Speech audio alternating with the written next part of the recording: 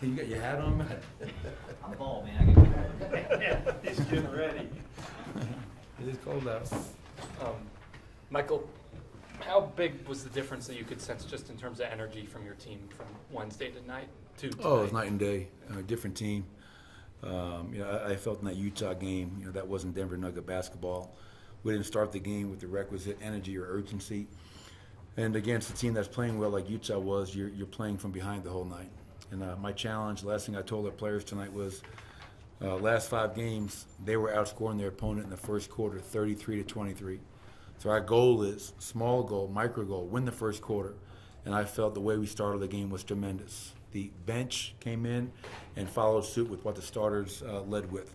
So 37-25 was really good. I loved how we ran tonight.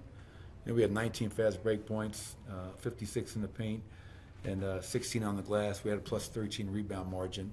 30 assists is always a great number. Too many turnovers, though, 17 for 19. But Nikola came out aggressive. Jamal was setting everybody up. But the Michael Porter had a terrific game tonight. The bench unit came in and contributed. This was a complete team win against a team that had won 7 straight on the road. So really proud of the group tonight. What do you like most when you stagger Jamal with the second unit? What does he add to that unit the most? Well, it gives us a guy that you can play through. You know what I mean? Like with that starting group, you have Nikola, you have Jamal, you have Michael, Pope, and Aaron. 5 really good players. When you get Jamal out, you bring him in the second unit. Now, one of your 2 best players is always on the floor, Nikola and/or Jamal. And then when you have Reggie and Jamal together, Jamal goes from being the primary point guard in the first group, and now he can play off the ball. Let Reggie handle the point guard responsibilities, like we did for years with Monte Morris. And I thought Jamal kind of likes, because that's what he was in college, right? I mean, he was a combo guard. So now he's getting a chance to be a point guard and a scoring guard with that second unit. And Reggie, Peyton had a really good first half. Christian, DJ, those guys are finding a rhythm with Jamal, and that's going to continue to get better. Nikola had 2 dunks tonight. When was the last time you saw that? Oh, man. It's been a while. It's I can't remember when the last time that happened, but I just liked his assertiveness tonight from the get-go. I thought him and Jamal were imposing their will early. Instead of sometimes we have a habit of just kind of showing up and easing our way into games. We can't do that against a team that's playing well, but against anybody, because we're giving their best effort every night. So we have to bring it to start the game, and we did that tonight. So, Nicola's a quiet athlete, very, very quiet, but 27, 14, and 10, and his efficiency is just through the roof right now, 11 of 17. It was great to see him have that night. And Jamal, 9 assists, 2 turnovers, terrific numbers for him as well. Jared Bednar was sitting in that chair a couple nights ago, and he was talking about greatness never takes a night off. And he cited Nate McKinnon, and he went on about Joker as well.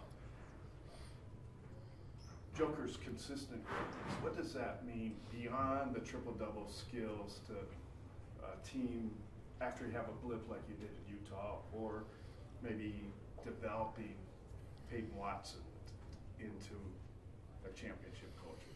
Yeah, I mean, if I'm a young player, kids, and I'm not in a locker room, I am studying and watching everything Nicole does. For me, I would eat what he eats, I would drink what he drinks, I would lift what he lifts, and I would go as hard as he does every day. And I always tell this to you guys, I wish there was a camera behind the curtain, the Wizard of Oz, to see that, there's no secret to success. It's hard work. And Nikola, yes, he's talented. He's got a great IQ. He makes everybody better. But he puts the time in every single day. And we talked about it pregame. The fact that he plays at the level he plays at every damn night, year after year after year, is just incredible. And so you hope that Peyton, Christian, Julian, Jalen, Hunter, all of our young guys, and even some of the vets can learn from his example. Because leadership can be vocal, and it could also be by his actions. And Nikola's actions speak really, really loud. And look at the results. The guy's the best player in the NBA, best player in the world, and all the success we've had. Obviously, Nikola is a very big part of that. When Coach, the pass he made, the blind over the head pass, I mean, you've seen him make maybe thousands of great passes. Did that open even your eyes a little bit, that play? Yeah, well, it's funny. We drew the play up.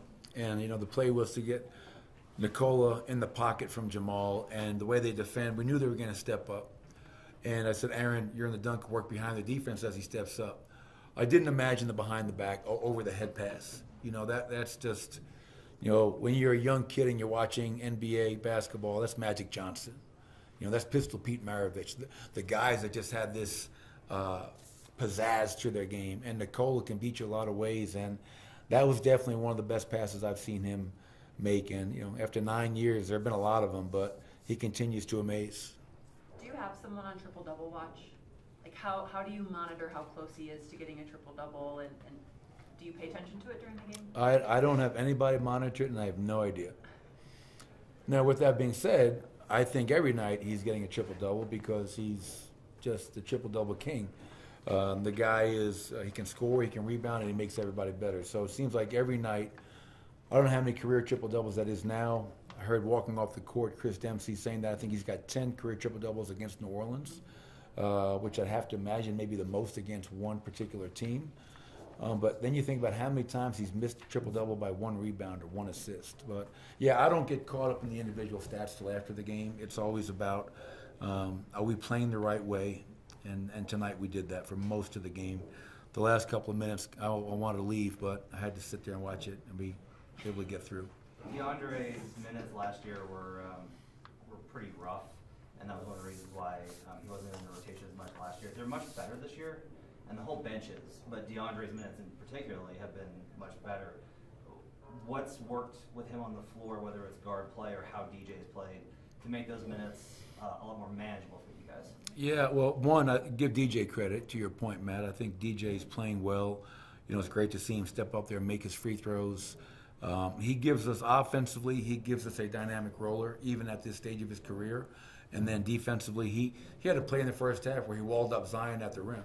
Tremendous play. He's got size, he's got physicality, and he also has respect to the officials, which is something that I think people don't really fully understand. When you're a one-time All-Star 16-year vet, you're going to get away with stuff that other guys aren't. I think the second part is really important, is that the relationship, efficiency, and dynamic between Reggie and DeAndre is real.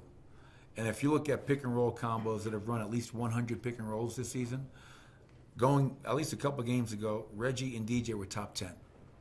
So that is, you have a really good point guard in Reggie, you have a dynamic roller in DJ, and now you have a shooter in Jamal, and Peyton and Christian kind of filling the void, filling the gaps. They have an identity. And so that's why that group is a little bit heavy pick and roll at times, but, you know, it's been pretty effective so far. One more. Where's Watson improved the most so far this season, and what's his next steps that you want to see from him? Yeah, I think most people would probably guess I'd say his offense, his shooting, and obviously stepping in, making shots. Like in the first half, he knocked down 2 threes, shot it with confidence. But I think he's continuing to get better defensively. I think his real impact is going to be I'm a defensive impact player, you know, and like he had another one tonight, long in the gaps, deflection steal, blocks at the rim. I thought he did a really good job of guarding Zion in the first half, extending his catch, sitting down, moving his feet, using his length. And the one thing I just want to make sure, it's such a fine line of when you're open from the three, shoot it, but he should be attacking the basket more. I don't want him becoming reliant upon the three-point shooter, the shot rather. I would rather him, if you're open from the three, shoot it, no hesitation, but I want him to play with an attack mode mindset, get to the basket, get to the free throw line. I think the last couple of games he hasn't gotten to the free throw line. Like he should be get to the free throw line while he's out there, but it's just so much fun to watch his growth and development because the sky is the limit for Peyton Watson. Thank you, Coach. All right, thanks everybody.